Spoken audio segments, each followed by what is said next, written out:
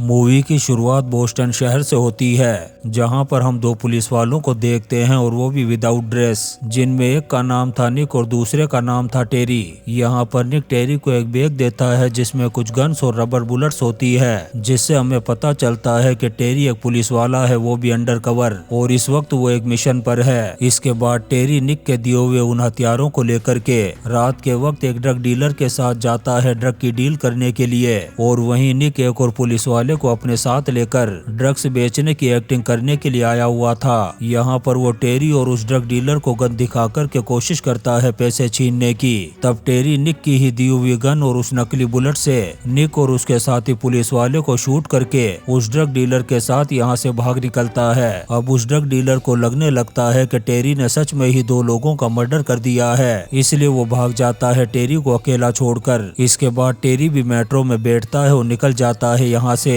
ये सब पुलिस वालों ने इसलिए प्लान किया था ताकि टेरी का एक क्रिमिनल रिकॉर्ड बनाया जा सके। इसके बाद टेरी न्यूयॉर्क के एक हेल्स किचन एरिया में आ जाता है जहां वो पैदा हुआ था। यहाँ पर वो जैकी से मिलता है जो उसका बचपन का फ्रेंड था, लेकिन अब वो एक आयरिश गैंग का खतरनाक गैंगस्टर बन चुका था। कई सालों बाद जैकी जब अपने दोस्त टेरी को देखता है तो बहुत खुश होता है, क्योंकि ये दोनों बचपन में बहुत गहरे दोस्त थे। यहाँ पर टेरी उसे बताता है कि उसने एक ड्रग डील के दौरान दो आदमियों को दूसरी दुनिया में पहुंचा दिया है गोली मारकर, और अब मैं बोस्टन वापस नहीं जा सकता, इसलिए मुझे यहीं पर कोई काम दिलवा दो। टेरी का निशाना भी बहुत अच्छा था, साथ ही वो जैकी के बचपन का भी दोस्त होता है, इसलिए जैकी उसे ऑफर देता है अपनी गैंग ज्वाइन करने का। वो उसे बताता है कि मैं अपने भाई फ्रैंक से तेरे बारे में बात करूंगा, जो यहाँ की आयरिश माफिया का बॉस है। मुझे पूरा यकीन है कि फ्रैंक तुझे कोई ना कोई काम जरूर दे देगा। अगले दिन हम जैकी की बहन को देखते हैं जिसका नाम कैथरीन था।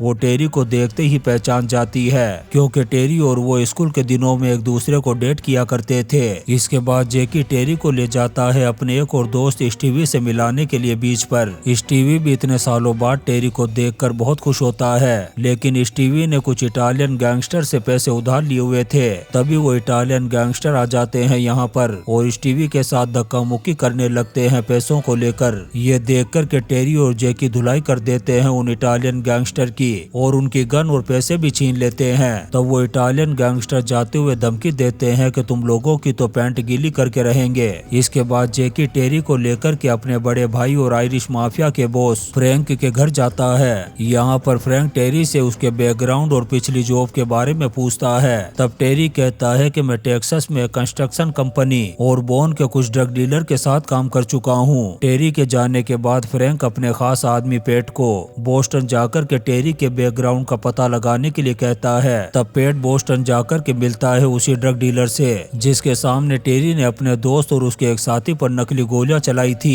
उस ड्रग डीलर से बात करने के बाद पेट को यकीन हो गया था कि टेरी यहाँ पर दो आदमियों का मर्डर करके भागा है। ये सुनने के बाद फ्रैंक शामिल कर लेता है टेरी को अपनी गैंग में। इसके बाद गैंग के कहने पर टेरी जैकी के साथ मिलकर के कुछ घरों को खाली करवाता है और एक खाली पड़ी बिल्डिंग्स में भी आग लगा देता है ताकि वहाँ पर कोई न रह सके। इसके बाद टेरी जाकर के मिलता है कैथरीन से, जो एक होटल में रिसेप्शनिस्ट होती है, और वो दोनों एक बार फिर से आ जाते हैं रिलेशनशिप में और साथ में बहुत सारा टाइम स्पेंड करते हैं। फिर एक दिन इटालियन माफिया का बॉस जिसका नाम जो बोरेली था, वो फ्रैंक को बुलाता है एक मीटिंग के लिए। यहाँ पर फ्रैंक के एरिया का एक इटालियन गैंगस्टर भी मौजूद था जिसके आदमियों की धुलाई की थी बीच पर टेरी और जैकी ने। यहाँ पर जोई फ्रैंक से कहता है कि तुम्हारे एरिया के एक स्टीवी नाम के लड़के ने इटालियन माफिया से $8,000 उधार लिए थे, लेकिन कई महीने गुजर जाने के बाद भी वो पैसे वापस नहीं लौटा रहा, और जब हमारे कुछ आदमी उससे पैसे मांगने के लिए गए तो उसने और उसके साथियों ने मिलकर के हमारे ही आदमियों की धुलाई कर डाली, और हम इस चीज को बिल्कुल भी बर्दाश्त नहीं कर सकते।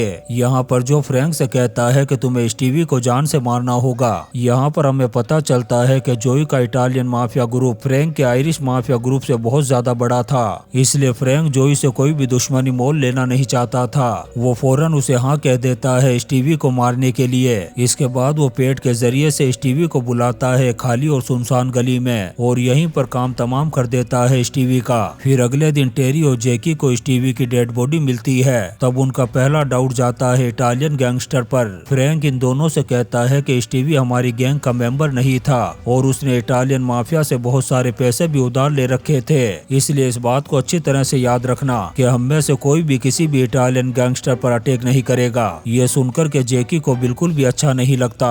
स्टीवी की मौत के बाद कैथरीन टेरी से कहती है कि उसके दोनों भाई जैकी और फ्रैंक हमेशा गुंडागर्दी और गैंगवार करते रहते हैं, इसलिए तुम उनसे दूर रहना। फिर एक दिन टेरी और जैकी एक कब्रिस्तान जाते हैं किसी फ्यूनरल में हिस्सा लेने के लिए, जहाँ पर टेरी निक को देखता है एक पुलिस वाले के फ्यूनरल में। निक जैकी के सामने टेरी से कोई बात नहीं करता, लेकिन शाम को वो दोनों मिलते हैं एक मेट्रो में। लेकिन टेरी निक से कहता है कि जैकी मेरा बेस्ट फ्रेंड है, इसलिए मैं उसे किसी भी कीमत पर धोखा नहीं दे सकता। तब निक उसे बताता है कि पुलिस जैकी के खिलाफ नहीं बल्कि उसके बड़े भाई और माफिया बॉस फ्रैंक के खिलाफ केस बिल्ड कर रही है, इसलिए तुझे कैसे भी करके फ्रैंक के खिलाफ सबूत ला करके देने होंगे। इसके बाद तुझे प्रमोशन मिल जाएगा। इसके बाद तू फिर से बोस्टन पुलिस को ज्वाइन कर सकता है। उधर स्टीवी की मौत से जैकी का दिमाग खराब हो रखा था, इसलिए वो इटालियन गैंगस्टर की ऐसी की तैसी करने के लिए अपने भाई फ्रैंक से बार बार परमिशन मांगता है, लेकिन फ्रैंक से मना कर देता है हर बार उसे, और कहता है कि इटालियन गैंग्स और हमारे एरियाज बटे हुए हैं और हमारी उनसे किसी तरह की कोई दुश्मनी भी नहीं है, इसलिए एक स्टीवी के लिए हम उनसे दुश्मनी मोल नहीं ले सकते। इसके बाद जैकी ड्रिंक करके एक चर्च में जाता है और रोने लगता है वहाँ पर। तब टेरी और कैथरीन उसका मूड ठीक करने की कोशिश करते हैं बचपन की बातें करके। फिर रात में टेरी और कैथरीन जब साथ में होते हैं तब टेरी बहुत ज्यादा नशे में होने की वजह से कैथरीन को बता देता है कि वो एक अंडरकवर पुलिस वाला है और वो सबूत इकट्ठा कर रहा है उसके भाइयों के खिलाफ, लेकिन जैकी उसके बचपन का दोस्त है इसलिए वो उसे धोखा देना नहीं चाहता। फिर अगले दिन टेरी जैकी के साथ जाता है कुछ किराएदारों और शॉपकीपर से वसूली करने के लिए। वहाँ पर एक बार में टेरी को पता चलता है कि उस रात स्टीवी को फ्रैंक और पेट लेकर के गए थे एक सुनसान और वीरान गली में, और उस गली में आज तक कभी भी कोई इटालियन गैंगस्टर नहीं आया। अब यहाँ पर टेरी को लगने लगता है कि स्टीवी को फ्रैंक नहीं मारा होगा इटालियन गैंगस्टर के कहने पर, लेकिन उसके पास इसका कोई भी सबूत नहीं था, इसलिए वो ये बात जैकी से शेयर नहीं करता। उधर पेट टेरी को देख लेता है उस बार ओनर से बात करते हुए। तब वो फ्रैंक को कॉल करके बताता है कि टेरी उस बार ओनर से पूछताछ कर रहा है स्टीवी की मौत के बारे में। तब फ्रैंक पेट को बोल करके मरवा देता है उस बार ओनर को, ताकि स्टीवी के मर्डर के बारे में इनका पर्दाफाश न हो सके। इसके बाद फ्रैंक मिलता है अपनी बहन कैथरीन से जाकर और उससे कहता है कि तुम्हें टेरी के साथ डेट नहीं करनी चाहिए, क्योंकि वो मेंबर बन चुका है अब आयरिश माफिया गैंग का, और वो यहाँ भाग कर के आया है बोस्टन में 2 आदमियों का मर्डर करके। फ्रैंक की बातों को सुनकर के कैथरीन भी कंफ्यूज हो गई थी, इसलिए वो अपनी शिफ्ट पूरी करने के बाद जाती है टेरी के पास और उसे कहती है कि फ्रैंक ने मुझे बताया है कि तुम बोस्टन में 2 आदमियों को मार कर के भाग कर के आए हो यहाँ, वहीं तुम बता रहे हो कि मैं एक पुलिस वाला हूँ अंडर कवर। तब टेरी उसे सच्चाई बता देता है कि मैंने एक क्रिमिनल बैक स्टोरी बनाने के लिए एक ड्रग डीलर के सामने अपने 2 साथियों पर रबर बुलेट चलाई थी, ताकि मैं उस ड्रग डीलर की नजर में एक क्रिमिनल साबित हो सकूं, और मेरे इसी रिकॉर्ड को देखते हुए तुम्हारे भाई फ्रैंक ने मुझे गैंग में शामिल किया है। तब कैथरीन उसे कहती है कि मैं पुलिस और गैंग की लड़ाई में नहीं पड़ना चाहती। इतना कहकर कि वो ब्रेकअप कर लेती है उससे। साथ ही वो उससे कहती है कि मैं अपने भाइयों को तुम्हारी सच्चाई कभी नहीं बताऊंगी। वहीं दूसरी तरफ हम जैकी को देखते हैं जो एक बार में बैठकर के ड्रिंक कर रहा था। वहीं पर बोरेली की गैंग के गैंगस्टर जैकी को इनवाइट करते हैं अपने साथ ड्रिंक करने के लिए, लेकिन जैकी स्टीवी की मौत से अभी तक बहुत ज्यादा गुस्से में था और उसे यही लग रहा था कि इटालियन गैंगस्टर ने ही स्टीवी को मारा है, इसलिए वो गुस्से में आकर के गन निकालता है और गोली मार देता है इन तीनों इटालियन गैंगस्टर को। जब फ्रैंक को पता चलता है इस बात का तब वो जैकी पर बहुत ज्यादा गुस्सा करता है और गालियां देता है उसे और कहता है कि अब इटालियन माफिया हमें जिंदा नहीं छोड़ेगी। तभी इटालियन माफिया बॉस जोई का फोन आता है फ्रैंक के पास और वो उसे बुलाता है मीटिंग के लिए, लेकिन फ्रैंक को डर लग रहा था कि कहीं वो मीटिंग के बहाने से बुला कर के उसका काम तमाम न कर दे, इसलिए वो टेरी और जैकी के साथ अपनी पूरी गैंग के लोगों को हथियारों के साथ मीटिंग वाली जगह के सामने खड़ा कर देता है और कहता है कि अगर मैं 2 बजे तक कॉल न करूं तो तुम सब अंदर आकर के हमला कर देना। अब फ्रैंक के मीटिंग में जाने के बाद जैकी टेरी और अपनी गैंग के लोगों के साथ 2 बजने का वेट करने लगता है। वहीं अंदर बोरेली फ्रैंक से कहता है कि हमारी गैंग तुम्हारी गैंग से बहुत ज्यादा बड़ी है और अगर मैं एक इशारा कर दूं तो 1 मिनट में मेरी गैंग के लोग तेरी गैंग का सफाया कर देंगे। वो फ्रैंक से कहता है कि तेरे भाई ने मेरे 2 आदमी और एक कजन को मौत के घाट उतारा है और अगर तू हमसे दुश्मनी मोल लेना नहीं चाहता तो तुझे अपने हाथों से अपने भाई जैकी को मौत के घाट उतारना होगा, वरना मेरी गैंग के लोग तो तेरे भाई का काम तमाम कर ही देंगे। अब यहाँ पर फ्रैंक अपनी जान और बिजनेस को बचाने के लिए अपने भाई को मारने के लिए लिए तैयार हो जाता है। उधर 2 बजने के बाद भी जब फ्रैंक का कॉल नहीं आता तो जैकी का दिमाग खराब होने लगता है और वो टेरी के लाख मना करने के बाद भी अपनी गैंग को लेकर के जाने लगता है इटालियन माफिया गैंग का काम तमाम करने के लिए। फ्रैंक का कॉल आता है, तब तक जैकी अपनी गैंग को लेकर के वहाँ से निकल चुका था। मीटिंग खत्म होने के बाद फ्रैंक जोई और उसके आदमियों के साथ जब उसके ऑफिस से बाहर आ रहा था तब वो जैकी और अपनी गैंग के लोगों को देखता है अपनी तरफ बढ़ते हुए। अब इससे पहले कि जैकी उन पर हमला करता, फ्रैंक जोई से गले मिलकर के जैकी को मैसेज दे देता है कि सब कुछ ठीक है। ये देखकर के टेरी फौरन रोक लेता है जैकी को। वहीं अपने भाई फ्रैंक को एकदम ठीक देखकर के जैकी भी वापस पलट गया था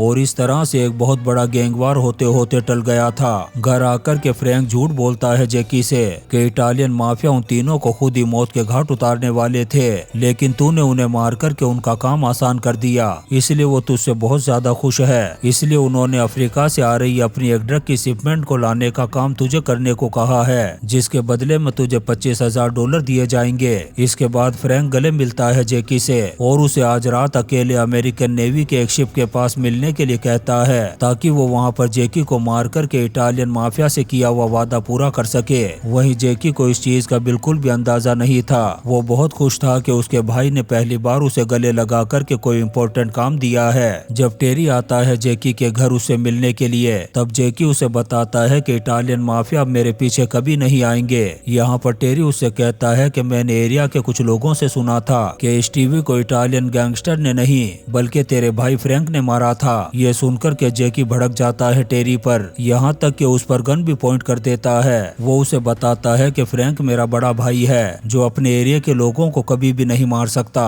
और तुझे सुनी सुनाई बातों में आकर मेरे भाई फ्रैंक पर ऐसे इल्जाम नहीं लगाने चाहिए। तब टेरी माफी मांगता है उससे। इसके बाद जैकी आज रात इटालियन माफिया का ड्रग लाने के लिए टेरी को अपने साथ चलने के लिए कहता है। जब ये दोनों वहाँ पहुँच कर के इटालियंस के आने का वेट कर रहे थे तब टेरी जैकी से कुछ दूर जाकर निक को फोन पर यहाँ पर होने वाली ड्रग डील के बारे में बता देता है और उसे फौरन यहाँ पर आने के लिए कहता है पुलिस टीम को लेकर। जब टेरी निक से बात कर रहा था उसी वक्त फ्रैंक पेट के साथ यहाँ पर आ जाता है और इटालियन माफिया से किए हुए वादे के मुताबिक अपने भाई जैकी को गोली मार करके चला जाता है यहाँ से। फ्रैंक के जाते ही गोली की आवाज को सुनकर के टेरी भाग कर के आता है जैकी के पास, लेकिन तब तक जैकी की जिंदगी का बल्ब फ्यूज हो चुका था। निक जब पुलिस टीम लेकर के आता है तब टेरी उसे बताता है कि फ्रैंक ने ही मारा होगा जैकी को, लेकिन बगैर सबूत के पुलिस भी कुछ नहीं कर सकती थी। अब इस चीज को लेकर के टेरी का दिमाग खराब हो जाता है। वो निक से कहता है कि नहीं करनी मुझे पुलिस की नौकरी और वो निक को जल्द ही अपना इस्तीफा देने का कह कर के चला जाता है यहाँ से।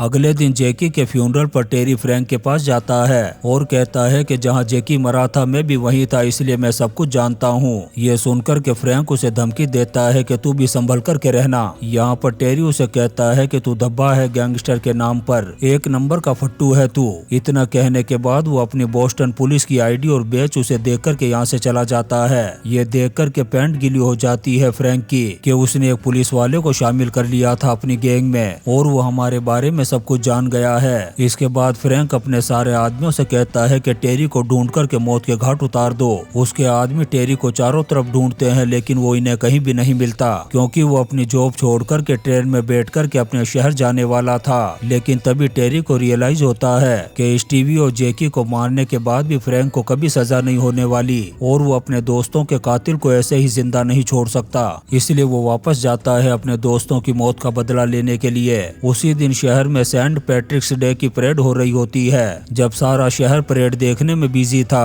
तब टेरी बार में चला जाता है फ्रैंक के, जिसे देखकर के सभी गैंगस्टर की पैंटें गीली हो गई थी। अब इससे पहले कि वो हथियार उठा कर के गोली चलाते, टेरी गोलियों की बरसात कर देता है उन पर। वो यहाँ पर फ्रैंक के कई आदमियों को दूसरी दुनिया में पहुंचा देता है, लेकिन इसी गोलीबारी में उसे भी 2 गोलियां लग चुकी थी। तभी फ्रैंक आता है बार में। तब 2 गोलियां लगने के बाद भी टेरी आ जाता है उसके सामने और ये दोनों एक दूसरे पर गोलियां चला देते हैं। टेरी की गोली जाकर के लगती है सीधी फ्रैंक के भेजे में, जिससे उसकी वहीं पर मौत हो जाती है। टेरी को भी एक गोली लग चुकी थी, वो भी बहुत ज्यादा जख्मी होने की वजह से वहीं पर बैठ गया था। शायद थोड़ी देर में अब उसकी भी मौत हो जाए, लेकिन वो खुश था कि उसने अपने दोस्तों की मौत का बदला ले लिया था। और इसी सीन के साथ ये शानदार मूवी स्टेट ऑफ ग्रेस खत्म हो जाती है। दोस्तों, हम आपके लिए ऐसी ही इंटरेस्टिंग मूवीज एक्सप्लेन करते रहेंगे, तो आप चैनल को सब्सक्राइब जरूर करें और लाइक और और कमेंट्स भी करें। Thank you.